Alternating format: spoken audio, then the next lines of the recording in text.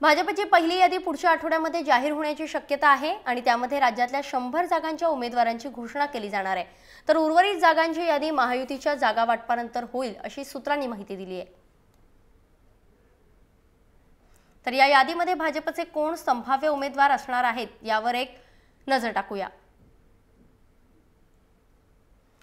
एकनाथ खडसे यांचा समावेश या यादीमध्ये असू शकतो। त्याचबरोबर सुधीर मुनगंटीवार हे सुद्धा भाजपचे संभाव्य उमेदवार म्हणून त्यांच्याकडे आता बघितलं जात आहे। गिरीश महाजन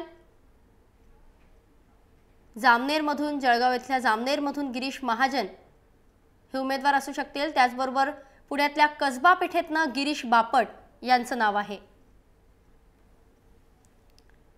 तर नागपूर दक्षिण मधून देवेंद्र फडणवीस यांचं नाव आहे।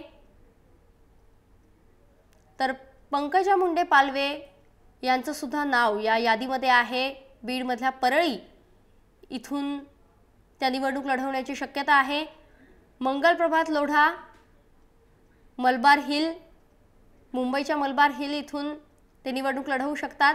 जी संभाव्य यादी आज जय महाराष्ट्राच्या हाती लागलेली आहे ती यादी आपण बघू शकतोय। विनोद तावडे बोरिवलीमधनं विनोद तावडे सुद्धा भाजपचे संभाव्य उमेदवार आहेत।